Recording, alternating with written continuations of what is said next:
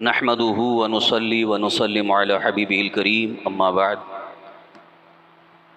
فأعوذ بالله من الشيطان الرجيم بسم الله الرحمن الرحيم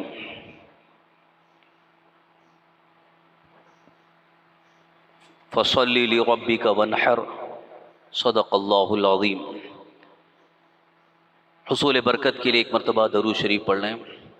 اللہم صل وسلم علی سیدنا مولانا محمد معدن الجود والکرم وعلی آلہ واصحابہ وبارک وسلم صلاۃ و سلاما علیک یا رسول اللہ، صلاۃ و سلاما علیک یا حبیب اللہ۔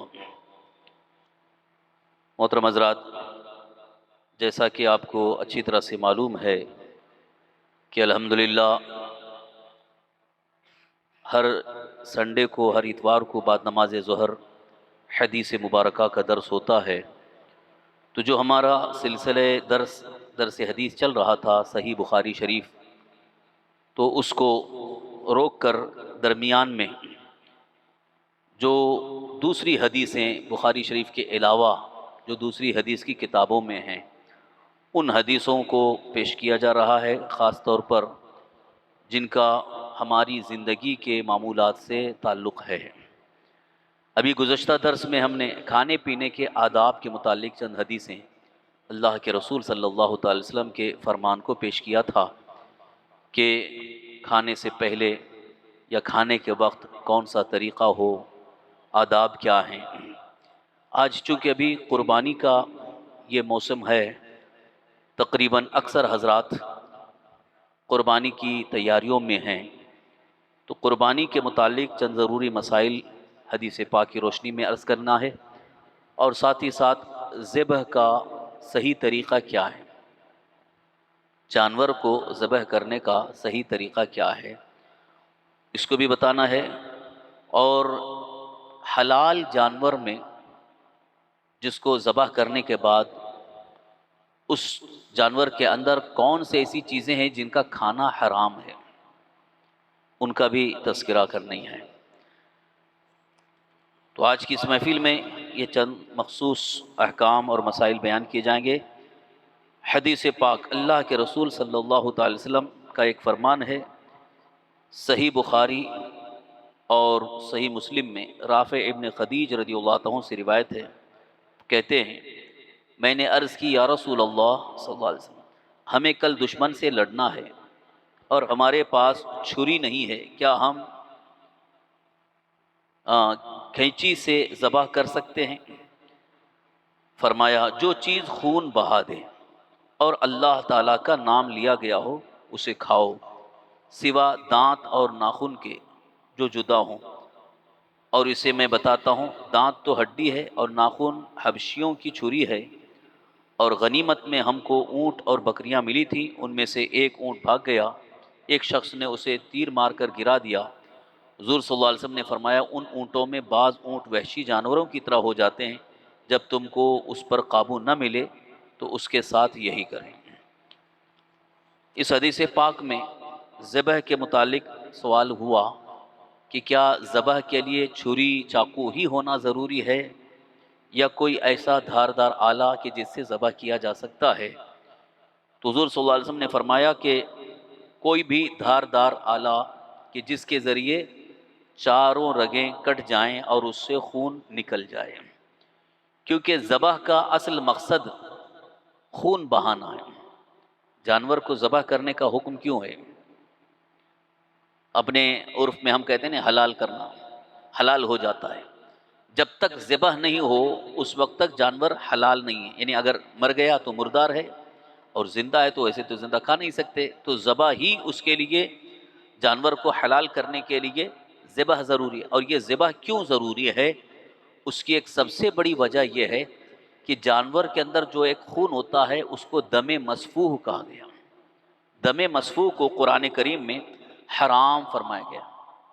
قرآن کریم کی آیت ہے، اللہ تعالیٰ نے ارشاد فرمایا حرمت علیکم المیتۃ والدم ولحم الخنزیر وما اہل لغیر اللہ بہ، تم پر مردار حرام ہے اور خون، الدم اس کو دم مسفوح کہا گیا، یہ جو جانور کے اندر جو خون ہوتا ہے ذبح کے وقت جو باہر نکلتا ہے تیزی کے ساتھ، وہ خون جو ہے وہ حرام ہے۔ تو اسی حرام خون کو باہر نکالنا مقصد ہوتا ہے ذبح سے۔ اور جب ذبح کرتے ہیں اور وہ خون پورا جب باہر نکل جاتا ہے، جانور ٹھنڈا ہو گیا، تو یہ جانور حلال ہو گیا۔ مردار کیوں حرام ہے؟ اس لیے کہ اس کو ذبح نہیں کیا گیا، مر گیا، تو وہ جو اندر خون ہے وہ بدن میں پھیل جاتا ہے، تو اس لیے وہ جانور جو مر جاتا ہے وہ مردار ہے، وہ حرام ہے، اس کو نہیں کھا سکتے۔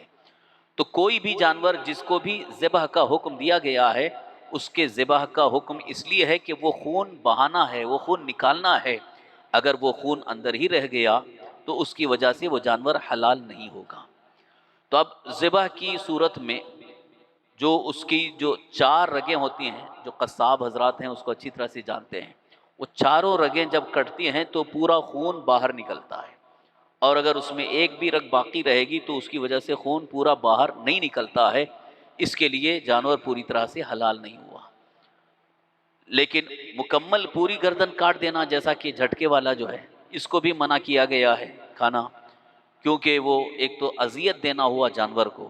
اس لیے شرعی طریقہ جو ہے وہ ذبح کا ہے کہ جس ذبح سے چاروں رگیں کٹ جاتی ہیں اور اس سے اس کا جو خون ہے وہ پورا باہر نکل جاتا ہے، اور جب تک خون پوری طرح سے باہر نہ نکلے اس وقت تک جانور کو اس کو جلد وغیرہ نکالنے اور چمڑی وغیرہ نکالنے کی کوشش نہ کریں، بلکہ حکم یہ ہے کہ ذبح کے بعد پورا خون نکل جائے، جانور ٹھنڈا ہو جائے، اس کے بعد اس کے ساتھ اس کی جو جلد وغیرہ اتارنا ہے اس کی کوشش کریں۔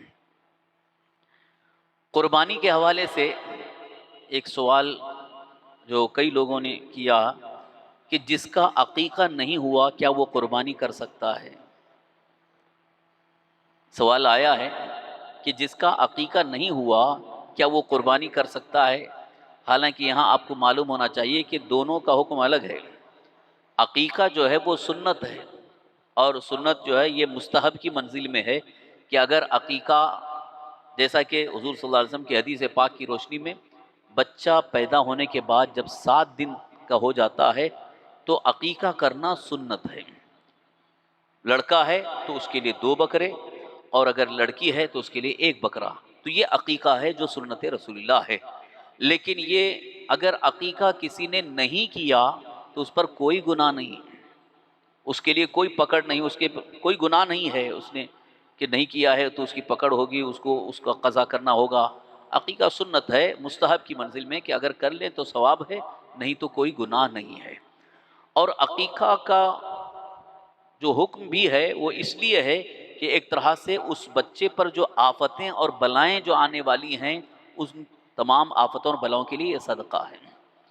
عقیقہ کی برکت سے وہ بچہ بہت ساری آفتوں اور بلاؤں سے محفوظ ہو جاتا ہے، تو اس لیے وہ عقیقہ ہے، لیکن وہ واجب نہیں ہے۔ اگر کسی نے نہیں کیا تو اس پر کوئی گناہ نہیں، لیکن قربانی مالک نصاب عاقل بالغ پر واجب ہے۔ واجب ہونے کا مطلب اور مستحب ہونے کا مطلب آپ نے سمجھا؟ کئی بار اس کو بتا چکا ہوں۔ مستحب کا مطلب یہ کہ کریں گے تو ثواب ہے، نہیں کریں گے تو کوئی گناہ نہیں، اس کو شریعت میں مستحب کہتے ہیں۔ جیسے آپ ظہر کی نماز پڑھے، ظہر کی نماز کے بعد قرآن شریف لے کر کے آپ بیٹھ گئے تلاوت کرنے کے، تو یہ قرآن شریف پڑھنا کسی نماز کے بعد یہ مستحب ہے، پڑھیں گے تو ثواب ہے۔ اگر کوئی نماز پڑھے اور سیدھے چلے گئے تو اب کوئی کہے کہ نہیں قرآن آپ کو پڑھنا چاہیے تھا، نہیں پڑھیں، تو یہ واجب نہیں ہے، فرض نہیں ہے، مستحب ہے، پڑھیں گے تو ثواب ہے، نہیں پڑھیں گے تو کوئی گناہ نہیں۔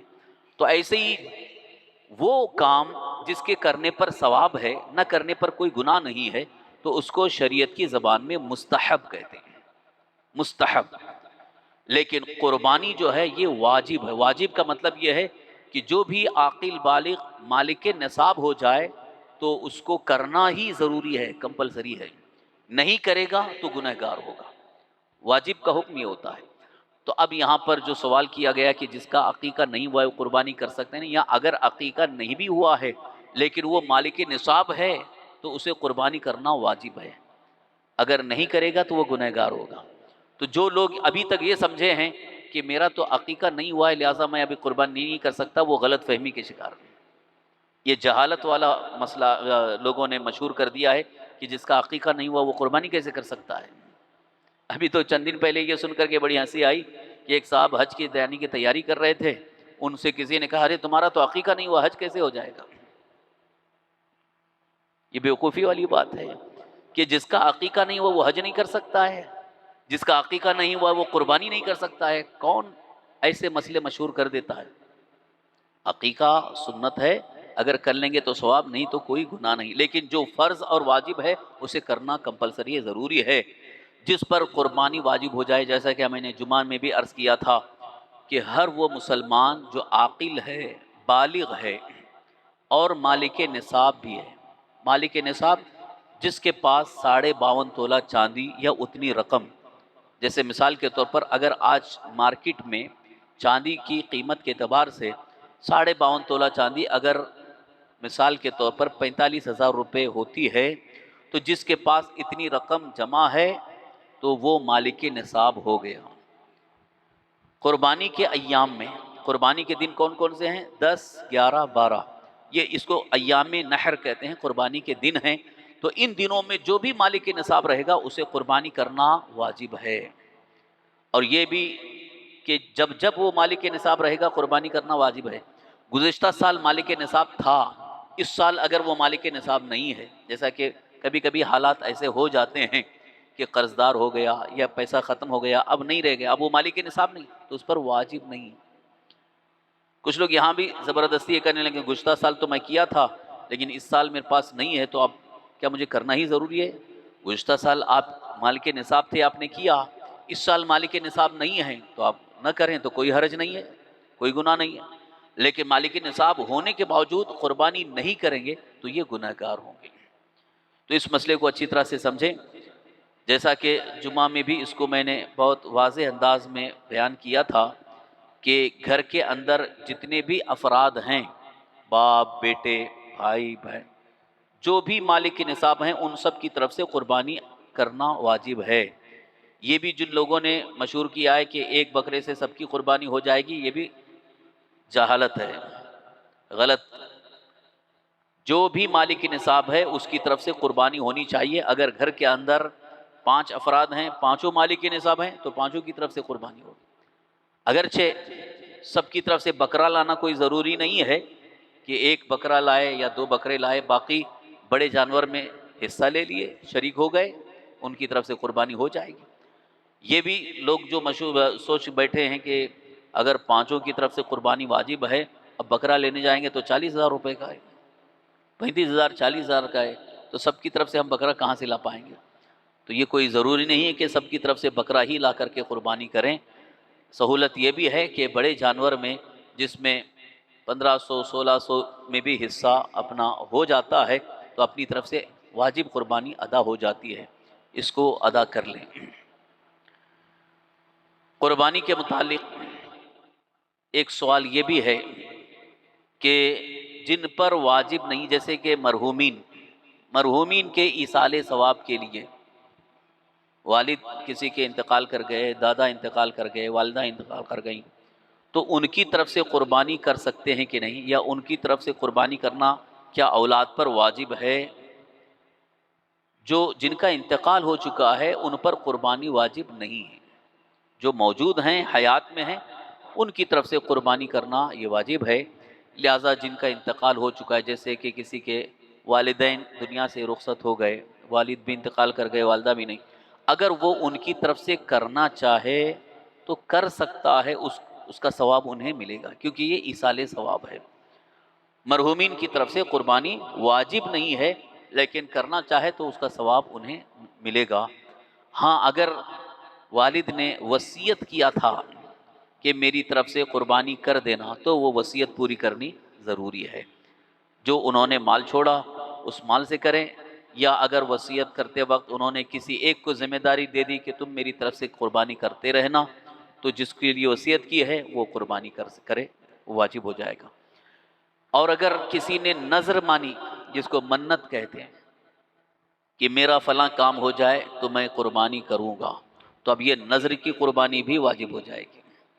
ایک تو جو عاقل بالغ مالک نصاب ہے اس پر قربانی واجب ہو گئی ہے، اس کے علاوہ اگر کسی نے یہ بھی نذر مانی کہ میرا فلاں کام ہو جائے تو میں قربانی کے دنوں میں ایک قربانی کروں گا، تو اب وہ نذر کی قربانی بھی اس پر واجب ہو گئی، تو وہ 2 قربانی کرے گا۔ قربانی کے مسئلے میں ایک سوال یہ بھی ہے کہ جیسے جو حج کے لیے یہاں سے چلے گئے، حج کے ارادے سے گئے ہیں، تو اگر وہ مالک نصاب بھی ہیں، عاقل بالغ ہیں، لیکن حج کے لیے گئے ہوئے ہیں، تو اب سوال یہ ہے کہ ان کی طرف سے یہاں بھی قربانی کرنی واجب ہے، کیونکہ وہاں تو ان کے لیے قربانی ہے جو حج کے موقع پہ، کیونکہ عام طور پر جو ہمارے ہندوستان والے جاتے ہیں حج جو کرتے ہیں وہ حج تمتع ہے، اس کو تمتع کہا جاتا ہے۔ حج تمتع کی صورت یہ ہے کہ یہاں سے جب نکلتے ہیں تو عمرہ کی نیت کر کے، احرام باندھ کے عمرہ کی نیت سے نکلتے ہیں کہ میں عمرہ کروں گا، پھر وہاں پہنچ کر کے مکہ مکرمہ پہنچ کر کے عمرہ کر لیتے ہیں، خانہ کعبہ کا 7 چکر طواف، پھر صفا مروہ کی سعی، حلق، یہ عمرہ ہو گیا۔ اس کے بعد جب حج کے دن شروع ہوتے ہیں جیسے 8 ذی الحجہ کو، تو 8 ذی الحجہ سے پہلے احرام باندھ کر کے، یا 8 ذی الحجہ کو حج کا احرام باندھ کر کے حج کی نیت سے منا جاتے ہیں، پھر عرفات، پھر مزدلفہ، پھر واپس منا، کنکری مارنا، یہ سارے مناسک حج ادا کرتے ہیں۔ تو یہ ہوا حج تمتع، جو پہلے صرف عمرہ کر کے پھر بعد میں حج کرتے ہیں، تو یہ حج تمتع۔ تو ایسی صورت میں ان پر ایک قربانی واجب ہے، یہ شکرانے کی قربانی ہے۔ حج تمتع کرنے والوں کے لیے یہ شکرانے کی قربانی ہے کہ اللہ تعالیٰ نے ہمیں عمرہ کے ساتھ ساتھ حج کی بھی توفیق عطا فرمائی، یہ اس کا کرم ہے، تو اس شکر میں یہ قربانی وہاں پر کی جاتی ہے۔ تو جو حاجی صاحبان وہاں پر قربانی کریں گے وہ حج تمتع کی قربانی ہے، لہٰذا ان کی طرف سے یہاں پر وطن میں کرنا واجب نہیں ہے، واجب نہیں ہے۔ کیوں؟ اس لیے کہ وہ مسافر ہیں، یہاں سے وہ وطن سے نکل چکے ہیں تو وہ مسافر ہیں، تو مسافر پر قربانی واجب نہیں ہے، مسافر کے لیے قربانی واجب نہیں ہے۔ لہٰذا جو بھی حاجی یہاں سے گئے ہوئے ہیں، تو چونکہ وہ مکہ مکرمہ میں ان کا جو قیام ہے وہ 15 دن سے کم ہی ہوتا ہے، کیونکہ وہاں قیام مکہ مکرمہ میں جتنے دن ٹھہریں اور پھر وہاں سے جو منا جانا ہوتا ہے، تو اس تاریخ کے اعتبار سے دیکھا جائے تو پورے 15 دن ایک جگہ ٹھہرنا نہیں ہوتا ہے، اس لیے وہ مسافر ہی ہیں، تو ایسی صورت میں ان پر قربانی واجب نہیں ہے جو یہاں پر ادا کی جائے۔ اب ایک سوال یہ آیا کہ اگر جاتے وقت انہوں نے کہہ دیا کہ میری طرف سے یہاں بھی قربانی کر دینا، پیسے بھی دے دیے، تو اب ایسی صورت میں ان کی طرف سے کر دیں تو یہ مستحب ہے، ثواب ان کو یہاں بھی ملے گا اور وہاں جو شکرانے کی قربانی وہ بھی ملے گی۔ قربانی کے جانور کے متعلق ذبح کے وقت، یہ تو عام طور پر جو بھی حلال جانور ہے اس کو ذبح کرنے کے وقت بسم اللہ اللہ اکبر پڑھنا ضروری ہے۔ قرآن کریم میں اللہ تعالیٰ کا فرمان ہے، لا تأکلوا مما لم یذکر اسم اللہ علیہ، جس پر اللہ کا نام نہیں لیا گیا اسے مت کھاؤ، یعنی ذبح کے وقت بسم اللہ اللہ اکبر نہیں پڑھا گیا تو اس کا کھانا حرام ہے، یاد رکھیے اس کو اچھی طرح سے۔ اب سوال ایک یہ ہے کہ جیسے اب ہماری قربانی کا ہماری طرف سے جو قربانی ہو رہی ہے، جانور کو ذبح کرنے کے لیے لٹایا گیا، تو کبھی کبھی ایسا ہوتا ہے کہ ہم چھری چلانا چاہ رہے ہیں اور قصائی جو ہے وہ بھی ساتھ میں ہاتھ لگا دیتا ہے اور وہ ذبح کر دیتا ہے، دونوں کے لیے بسم اللہ اللہ اکبر پڑھنا ضروری ہوگا۔ اگر صرف ایک ہی جو ہے وہ بسم اللہ اللہ اکبر پڑھ کر کے ذبح کر رہا ہے تب تو کافی ہے، لیکن اس میں دوسرا بھی ہاتھ لگا رہا ہے، اکثر ایسا ہوتا ہے کیونکہ جن لوگوں کو عادت نہیں ہے، کبھی کیے نہیں ہے، وہ پہلی بار کر رہے ہیں تو تھوڑا سا ڈر جاتے ہیں، ہچکچا جاتے ہیں، تو جو قصائی ہوتے ہیں وہ ساتھ میں وہ ہٹا دیتے ہیں اور خود کرنے لگتے ہیں، تو وہ ان کے لیے بھی لازم ہے ان کو پہلے ہی کہہ دینا کہ جب ہم ذبح کرنا شروع کریں بسم اللہ اللہ اکبر، ہم بھی پڑھ رہے ہیں، آپ بھی بسم اللہ اللہ اکبر پڑھ کر کے ہاتھ لگا دیں، تو یہ جانور حلال ہوگا، اور اگر وہ ویسے ہی شریک ہو گیا تو پھر اس پر حکم الگ ہو جائے گا۔ تو اس لیے ذبح کے وقت بسم اللہ اللہ اکبر پڑھنا یہ ضروری ہے، اور ان کو بھی بتا دیں کہ ذبح کے وقت بسم اللہ اللہ اکبر ضرور پڑھیں۔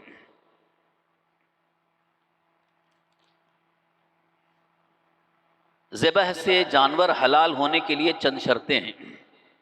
نمبر 1، ذبح کرنے والا عاقل ہو، مجنون یا اتنا چھوٹا بچہ جو بے عقل ہو ان کا ذبیحہ جائز نہیں۔ جب پاگل ہے اس کو کچھ، اس کو بھی ذبح کے لیے نہ رکھیں، یا چھوٹا بچہ جو ہے اس سے بھی ذبح نہ کروائیں۔ اور اگر چھوٹا بچہ ذبح کو سمجھتا ہو اور اس پر قدرت رکھتا ہو تو اس کا ذبیحہ حلال ہے۔ چھوٹا سے مراد جیسے کچھ بچے جو ہے نڈر ہوتے ہیں، 8-10 سال کے بچے ہیں، تو وہ اگر کرنا چاہیں تو کر سکتے ہیں۔ ذبح کرنے والا مسلمان ہو، مشرک مرتد کا ذبیحہ حرام اور مردار ہے۔ مشرک مطلب جو بتوں کی پوجا کرنے والے یا کسی چیز کی اللہ کے علاوہ کسی کی پوجا کرنے والے مشرک کہلاتے ہیں۔ مشرک کا ذبیحہ حلال نہیں ہے، کافر کا ذبیحہ حلال نہیں ہے۔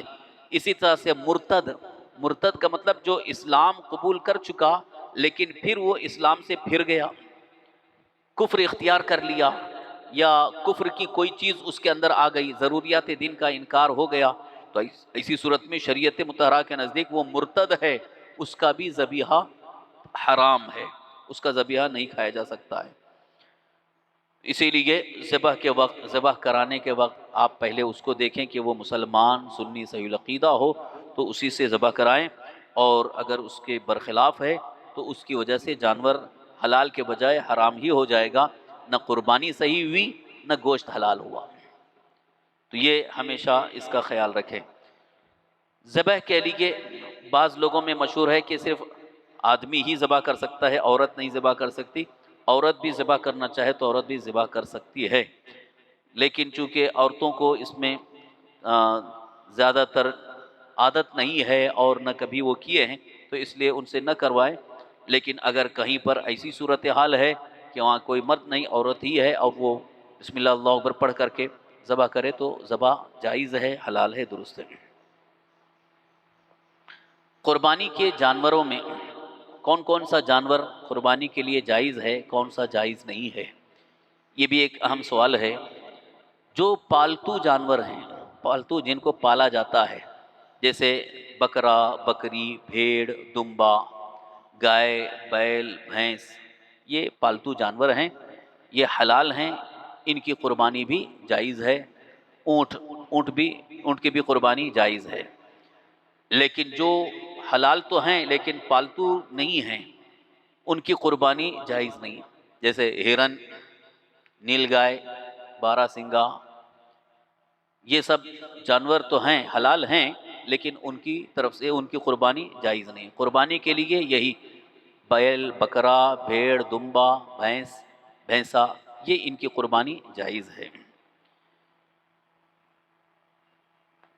جانوروں کے عمر کے متعلق بکرا، بکری، مینڈھا، مینڈھی، یہ کم سے کم 1 سال کا ہونا چاہیے، 1 سال سے کم نہ ہو، تبھی قربانی جائز ہے۔ اور اگر 1 سال سے 1 دن بھی کم ہے تو اس بکرے کی قربانی درست نہیں ہے، جائز نہیں ہے۔ تو کبھی کبھی ایسا ہوتا ہے کہ بیچنے والے جو ہے وہ جھوٹ بول کر کے بیچتے ہیں، ارے یہ تو 1 سال 1.5 سال کا ہے، بہت اچھا ہے یہ دیکھنے میں، لیکن اگر ماہرین بتا دیں کہ نہیں 1 سال سے کم کا ہے تو پھر اس کی قربانی درست نہیں ہے، قربانی جائز نہیں۔ بڑے جانور جیسے گائے، بیل، بھینس، بکری وغیرہ، ویسے تو گائے پر تو پابندی ہے ہمارے ہندوستان میں، اس لیے اس سے تھوڑا پرہیز ہی کریں، کہیں قانونی گرفت کی وجہ سے پریشانی نہ ہو۔ تو اس کے علاوہ جو قانوناً جو ہے جس کی اجازت ہے، بیل ہے، پاڑا ہے، بھینس ہے، تو اس کی قربانی جائز ہے، درست ہے۔ کم سے کم 2 سال کے ہونا چاہیے، 2 سال یا اس سے اوپر ہو تو چلے گا، 2 سال سے کم نہ ہو۔ اونٹ کی قربانی بھی جائز ہے، کیونکہ یہاں اس کا رواج نہیں ہے، عرب میں اس کا رواج ہے، تو اونٹ کم سے کم 5 سال کا ہونا چاہیے۔ وہ بھی ماہرین بتا سکتے ہیں کہ یہ اس کی عمر 5 سال کی ہے تو وہ اس کی قربانی درست ہے۔ اب آخر میں وہ چیزیں کہ جو حلال جانور کے اندر حرام ہیں، مکروہ ہیں، منع ہیں، جن کو نہیں کھایا جا سکتا ہے، کیونکہ بہت سارے لوگ یہ سمجھتے ہیں کہ جب جانور ہم نے حلال کر دیا ہے، ذبح کر دیا ہے، تو اب سب چیزیں جائز ہو جائیں گے۔ سب چیزیں اس میں حلال نہیں ہیں، کچھ چیزیں حرام ہیں، کچھ چیزیں مکروہ تحریمی ہیں، ان سے بچنا چاہیے، چاہے وہ قربانی کا ہی جانور کیوں نہ ہو۔ جو چیز حرام ہے وہ ہمیشہ کے لیے حرام ہے، قربانی کے موقع پر وہ جائز نہیں ہو جاتا کہ یہ قربانی کا جانور ہے لہٰذا اس میں یہ چیزیں جائز ہو جائیں۔ حرام چیزوں کا ذکر، گائے، بکری نر اور مادہ کے ذبیحہ میں 22 چیزوں کا کھانا جائز نہیں. 22 چیزیں ہیں جن کا تذکرہ فتاوی رضویہ میں اعلیٰ حضرت نے ذکر فرمایا، اور کئی کتابوں میں، فقہ کی کئی کتابوں میں اس کا تذکرہ موجود ہے. نمبر خصیہ جو نر کے اندر ہوتا ہے، فرج یعنی شرمگاہ، پیشاب کی جگہ، ذکر پاخانے کا مقام، رگوں کا خون جو ذبح کے وقت جو باہر نکلتا ہے خون، یہ بھی حرام ہے. گوشت کا خون جو بعد ذبح گوشت سے نکلتا ہے، دل کا خون، جگر کا خون، تحال تلی کا خون، پتا پت یعنی وہ پتلا پیلا پانی جو پتے میں ہوتا ہے، مسانہ یعنی پھکنا، غدود حرام مغز جس کو عربی میں نخاع القلب کہتے ہیں، گردن کے 2 پٹھے جو شانوں تک کھینچے رہتے ہیں، اوجھڑی آنتیں، ناک کی رطوبت یہ بھیڑ میں زیادہ ہوتی ہے، نطفہ یا نر کی منی، خواہ یہ مادہ میں پائی جائے یا خود اسی جانور کی منی ہو، وہ خون جو رحم میں نطفہ سے بنتا ہے، یعنی مادہ میں جب نر سے جو منی پہنچ گئی، نطفہ بن رہا ہے اور وہ لتھڑا بن گیا ہے، وہ بھی. گوشت کا ٹکڑا جو رحم میں نطفے سے بنتا ہے، خواہ اعضا بنے ہوں یا نہ بنے ہوں. بچہ تام الخلقت یعنی جو رحم میں پورا جانور بن گیا اور مردہ نکلا، یہ بے ذبح مر گیا تو اس کا بھی کھانا حرام ہے. یہ تقریباً 22 چیزیں ہیں کہ جن کو حرام اور مکروہ تحریمی قرار دیا گیا ہے، ان سے بچنا چاہیے، ان کو ہرگز کھانا جائز نہیں ہے. جو لوگ ابھی تک ان میں سے چند چیزوں کو استعمال کر رہے تھے وہ اس سے پرہیز کریں، اور جن چیزوں کو شریعت میں فقہ میں حرام اور ناجائز و مکروہ قرار دیا گیا ہے وہ کسی بھی اعتبار سے، جسمانی اعتبار سے یا کسی بھی اعتبار سے ہمارے لیے مفید نہیں ہیں، فائدہ مند نہیں ہیں، بلکہ ان کے مضر اثرات ہیں، ان کے نقصانات ہیں، اور ان کی گندگی جسم میں اثر کرتی ہے، اس سے بیماریاں پیدا ہوتی ہیں، اس لیے ان چیزوں کو منع فرمایا گیا ہے. اللہ رب العزت کی بارگاہ میں دعا ہے اللہ تعالی ہم سب کو شریعت مطہرہ کے مطابق زندگی گزارنے کی توفیق عطا فرمائے. یا الہ العالمین یا رحم الراحمین، یا اللہ اپنے حبیب صلی اللہ تعالی وسلم کے صدقے طفیل ہم سب کی مغفرت فرما، ہمارے صغائر کبائر تمام گناہوں کو معاف فرما. یا الہ العالمین یا رحم الراحمین، ہم میں جو بھی مالک نصاب ہیں سب کو صحیح طریقے سے شریعت کے مطابق قربانی کی عبادت ادا کرنے کی توفیق عطا فرما. یا اللہ یا رحمان الرحیم، قربانی کرنے میں جو بھی ہمارے لیے رکاوٹیں ہیں، پریشانیاں ہیں، یا اللہ ان سب چیزوں کو دور فرما. یا اللہ یا رحمان الرحیم، ہم میں جو بھی پریشان حل ہیں ان کی تمام پریشانیوں کو دور فرما، ہماری ہر مشکل آسان فرما، تمام مصیبتوں کو دور فرما. یا اللہ یا رحمان الرحیم، ہم میں جو بھی بیمار ہیں انہیں شفائے کاملہ عاجلہ، صحت و عافیت و تندرستی عطا فرما. یا الہ العالمین یا رحم الراحمین، ہم میں جو قرض دار ہو گئے، قرض کے بوجھ تلے دبے، انہیں قرض کی ادائیگی کے اسباب عطا فرما، قرض ادا کرنے کے سہولیات عطا فرما.